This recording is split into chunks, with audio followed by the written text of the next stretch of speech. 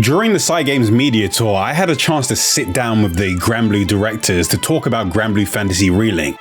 Back then, the time I had with them was limited, but Yasuyuki Kaji, the director of Granblue Fantasy Relink, was kind enough to answer a few of my additional questions about the game. I will say up front that there are certain questions that they couldn't answer at this time, since it's something they plan to discuss at a later date. But for a few of these questions, they were still able to share what they could. The main topics that they couldn't share much details about revolve around online play and post-release updates, which is understandable since that's most likely something they want to share for themselves closer to the release. And no, I didn't ask about a demo because even if I did, based on past experiences, that's something I wouldn't be allowed to announce before they did. Since it's a pretty major announcement, it's information that they would want to make public themselves. But I would be a bit surprised if they didn't run a beta to test the multiplayer quests, since we will be connecting with players all around the world, or even a normal demo closer to the release, so people can try the game for themselves. To start off with, I'll begin with one of the most asked questions that I've seen in my comment section recently, which is understandable considering that it's a feature that was newly added to Granblue Fantasy Versus Rising. And this is what I asked. Will Granblue Fantasy Relink support crossplay between PlayStation and Steam? And this is what Yasuyuki Kaji had to say. We currently don't have plans to support crossplay. This is a response I was kind of expecting, since it does seem like something they would have announced earlier. But it is nice to have some clarity surrounding this topic since it was something that a lot of people have been wondering. I won't speculate as to why they decided not to include crossplay, but hopefully we'll have a clearer picture once they decide to discuss more details about online play. Since I know I'll be spending a lot of time in multiplayer, I will be getting the PlayStation and the Steam versions of Relink, so eventually we'll be able to get some community multiplayer sessions going on both platforms. And since we started with an online focused question, I'll continue with a few of the other online related questions that I asked. The next question being, I noticed that there was an option to select multiplayer quest difficulty. Are there specific quests within each difficulty tier, or will we be able to select higher difficulty versions of the same quest for better rewards? And he followed up by saying, quests don't have individual difficulty levels. Rather, quests are divided into categories by difficulty. I was happy to hear this answer since it makes it less likely that the over 100 quest number that was announced would be padded with higher difficulty versions of the exact same quests. Instead, it seems like there's a good chance that all of these quests are unique and they're just placed into different tiers based on their recommended power level or completion difficulty.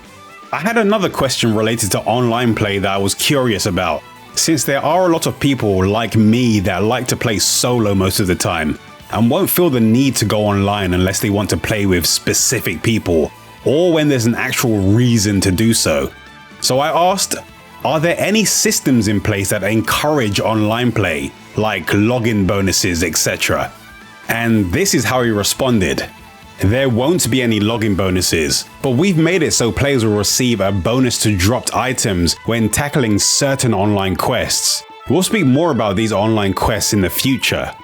He wasn't able to share any additional details about these online quests yet, but I assume these quests will function as some kind of community hotspot, where their main purpose is to funnel the player base into certain areas or quests, to make it easier for people to find other players that are hunting for specific items.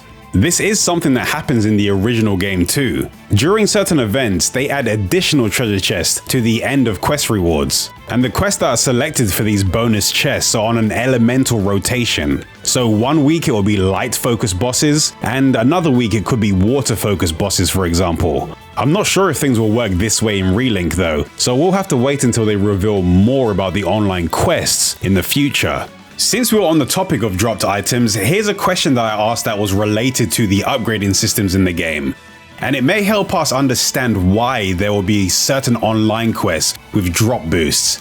And the question was, can you explain how the weapon and sigil upgrading systems work? Is it similar to the weapon upgrading systems in the original game? And this was his reply. Weapons and sigils are upgraded at the blacksmith using materials found in stages.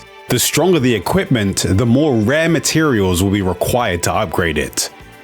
In the original game, the drop rate of specific items can get pretty low and will require a lot of hunting in order to find them.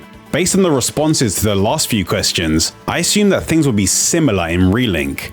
It also seems like Relink will feature a wishlist system, which I assume people will be able to use to track specific things they want to obtain, like the amount of items they need in order to upgrade a piece of equipment. So if wishlists work in the way that I'm assuming, it may be something that people who plan to upgrade multiple characters will be using to keep track of all the materials they'll need. After seeing the power level number show up in previous developer live streams, I wanted to learn more about it and how it may directly impact us while playing. So I asked, in the January Granblue Fest demonstration, I noticed a shield and sword icon and a combat power rating for characters in the party menu and the quest select screen. How does this rating influence gameplay and how can we increase it? This is what Yasuyuki Kaji had to say.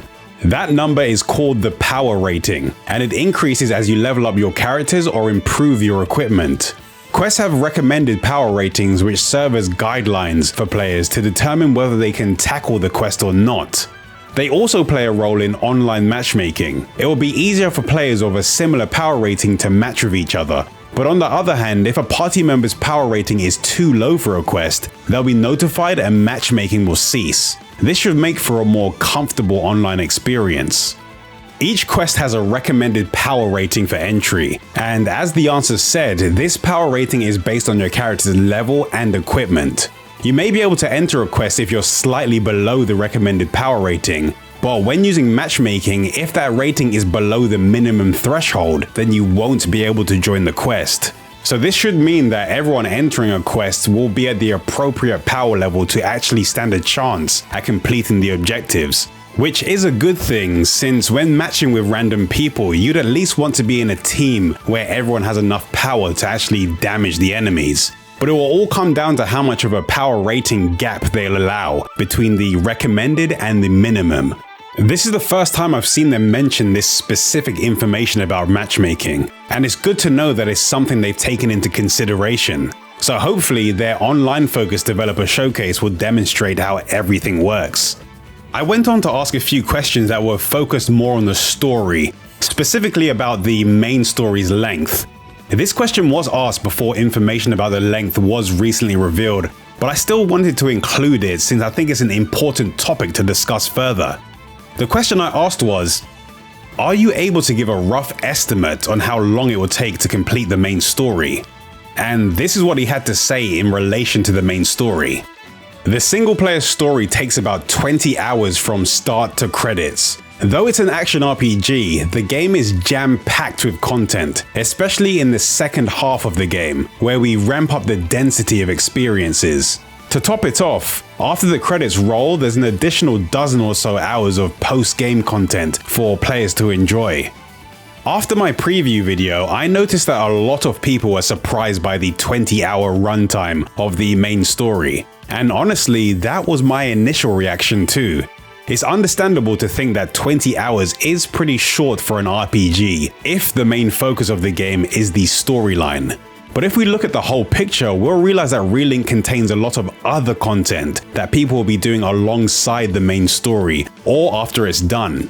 So our actual playtime will realistically be much higher, unless you're someone that plans to only play the main story and never touch the game again, which is most likely not how the average person will play Relink.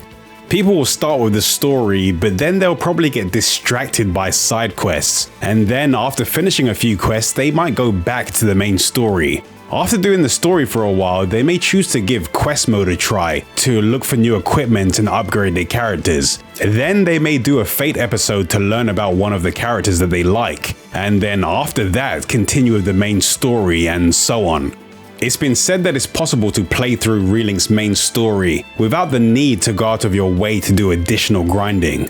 It will be possible to upgrade your equipment and level up if you find a fight challenging, but based on what's been said in interviews, it does seem like you'll be able to overcome challenges in the main story without needing to go out of your way. So it does seem like people will have the flexibility to choose which types of content they want to do. Cygames are most likely being upfront about the story's length this early, so that once the game releases, the 20-hour main story doesn't become the headline that overshadows everything else the game has to offer. Which brings me to the final question I asked, which also contains some additional information about Fate episodes. It was more of a personal question since I was previously in the same position as many of you currently are. So I wanted to ask a question on behalf of the people that were interested in Granblue Fantasy, but hadn't actually played the games.